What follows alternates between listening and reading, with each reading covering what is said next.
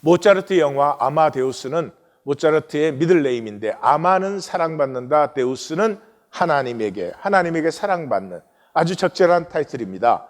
모차르트는 4살 때부터 신동이라고 불리었고 6살 때 벌써 작곡을 시작해서 627곡이나 되는 명곡을 작곡했는데요. 그중에 오페라가 17개, 교회 한 곡이 41개, 피아노 콘체르토가 27개, 피아노 소나타가 12개, 상대가 비교가 없죠. 그러나 한 곡을 쓰면서 다른 곡을 이미 마음속에 그리고 있었습니다. 아버지에게 보낸 편지에 그렇게 적혀져 있죠. 작곡은 다 끝났는데 악보에 적지만 않았을 뿐입니다. 그 부인이 살리에르에게 악보를 팔려고 왔을 때 그 살리에르가 거의 기절하는 것은 그의 악보는 고친 적이 한 번도 없습니다. 그러니까 머리에서 나오는 것을 그대로 그려놓는 것이죠. 운명의 날은 1781년 모차르트가 그 당시 황제 요제프 2세의 궁중에 연주하러 온 것입니다. 그러는데 그날 궁중에 들어오던 살리에르는 우연치 않게 장난치고 있는 그 모차르트를 보지요. 이 모차르트는 여자친구와 음탕한 장난이나 하고 있었습니다. 그리고 자기 연주회에 연주하러 온 것도 잊어버린 채 정신이 없는, 정말 가치 없는 녀석이었습니다. 그래서 나중에 그 신부에게 고백을 할 때 하나님이 그런 음탕한 녀석을 선택한 것은 분명히 잘못이지요. 그건 잘못이어야만 합니다 라고 말을 합니다. 왜냐하면 살리에르는 하나님에게 구한 것이 자기의 음악적인 재능과 영감밖에 구한 것이 없습니다. 대신에 나는 하나님께 온전히 헌신합니다. 그래서 모든 것에서 하나님께 영광을 돌리고 심지어 결혼도 하지 않고 독신으로 경건한 삶을 살았습니다.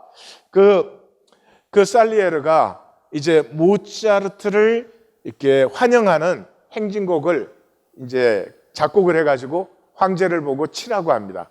물론 모차르트에게 관심을 빼앗기지 않으려고 하는 짓이죠. 그래서 황제가 이제 연주를 이렇게 모차르트 들어오는데 해줍니다. 그리고 그 악보를 모차르트에게 선물이라고 줍니다. 모차르트가 아닙니다, 내 머리에 이미 들었습니다 그래요. 다들 깜짝 놀라죠. 그리고 황제가 그럼 쳐봐라 그럽니다. 그런데 그 자리에서 그 곡을 연주해 버리는 거죠. 그리고는 두 번째 연주하면서 끝은 이렇게 바꾸는 게 훨씬 좋지 않겠습니까? 그러는 거죠.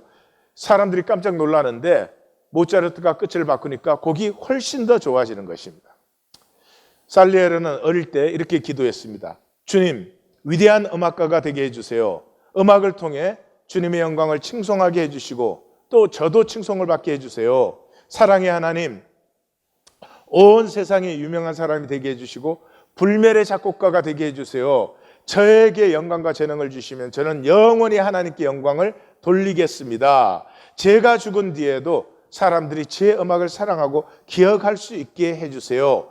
저는 주님께 제 순결과 재물과 가장 깊은 겸손과 평생의 모든 날을 바치겠습니다. 그렇게 기도했습니다. 그런데도 결국은 살리에르는 자신과 자신의 기도가 하나님에게 거절당했다고 느끼게 되죠. 왜냐 그러면 모차르트와는 비교가 되지 않습니다. 복수의 화신이 되어서 십자가를 불에 던져놓고 모차르트를 죽이려고 하고 자신을 파괴하고 결국은 회개를 거부한 채 죽어가는 것입니다. 무엇이 달랐습니까? 살리에르의 그 모든 경고는 에고의 욕망을 위한 것이었습니다. 자기의 음악, 자기 이름이 높아지는 것을 위한 것이었습니다. 그는 순수하게 하나님을 사랑할 줄 몰랐습니다. 하나님을 사랑한다는 것은 자기 자신을 어린아이와 같이 즐기는 것입니다. 모차르트는 그냥 음악을 할 때 음악이 좋았습니다. 그뿐입니다. 그것을 가지고 어떤 결과를 만들려고 하는 그런 것에서 자유하였습니다. 이 살리에르의 경건과 모차르트의 그 어린아이 같음에 비교해서 우리는 종교인의 결말을 만납니다. 종교인이란 자기를 위해서 하나님을 믿는 사람입니다. 하나님을 사랑하는 것은 순수한 것입니다. 심지어 나의 구원까지도. 로렌스 형제가 내가 구원을 받아도 멸망을 받아도 좋지만 나는 어느 쪽이든지 나는 영원히 하나님을 사랑할 뿐이다 라는 고백과 같은 것입니다.